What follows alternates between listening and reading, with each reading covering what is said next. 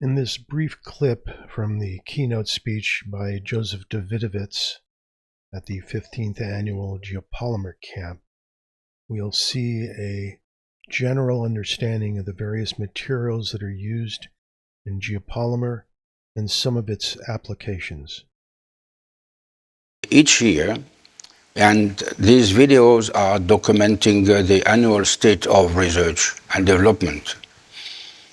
This year, after careful consideration, only 3 research topics have been selected for presentation.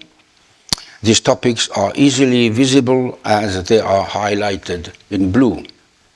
Polymeric character of geopolymers. Polysiloxanate, these are the soluble silicates. Metakaolin, MK750. So metakaolin is a product that I use a lot of, and it is a calcined pozzolan material. And this has taken a kaolin clay, heating it to roughly 1600 degrees Fahrenheit, and then cooled down. It's a bit more complex process than that, but very simple. And this creates a concentration of alumina and silica, 70% silica, 30% roughly alumina, and this creates that highly reactive hydraulic event. This can be used as an admixture to existing lime for a hempcrete binder. And not all metakaolin is the same. Some are a little bit more reactive than others. But in a geopolymer, we're using a large portion of a pozzolanic material, which metakaolin is, and that acts as a precursor, and we're adding an activator. Generally speaking, that's sodium hydroxide and sodium silicate, which is water glass and lye. Let's continue. Geopolymer. Calcium-based geopolymer, rock-based geopolymer, silica-based geopolymer, fly ash-based.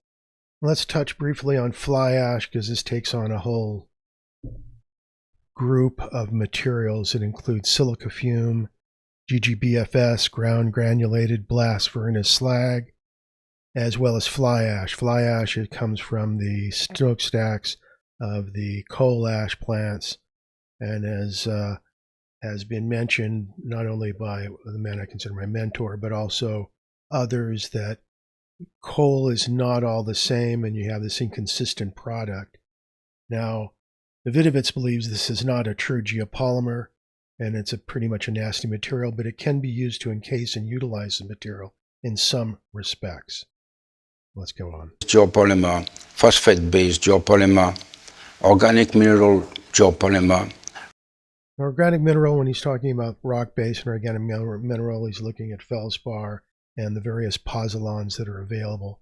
Historically, pozzolans really originally came from Italy. Puzzoli, the town where it was named, they took the volcanic ash, which was highly reactive. Not all volcanic ash deposits are highly reactive concentrations of alumina and silica, but in this particular town it was the best. And they would grind and refine it, because the finer it is, the more reactive it is, smaller particles, etc. So generally speaking, with a hemp binder mix, if you're using hydrated lime and you're adding an admixture, you're adding that alumina silica punch that gets that hydraulic set. In France, lime deposits like St. Asher's already has high silica concentrations because of where the lime deposits were and the seeping of the silica that goes into that. Not all lime deposits can produce hydraulic lime. In the United States, it's mostly hydrated. Long-term durability, this is archaeology. Geopolymer fiber composites. Now, we're working with geopolymer fiber composites, specifically the hurd. Geopolymer in ceramic processing. A geopolymer in ceramic processing has incredible potential. A well-known geopolymer scientist in Italy was contracted by the roofing tile manufacturer, where normally that's clay that is fired in a kiln at ridiculous temps. And so what they did was they're integrating the geopolymer science and the geopolymer material, getting higher impact ratings, greater MPAs than the fired product, and a dramatically lower carbon footprint, generally speaking. And here he's talking about number 13, the manufactured geopolymer cements, no fly ash.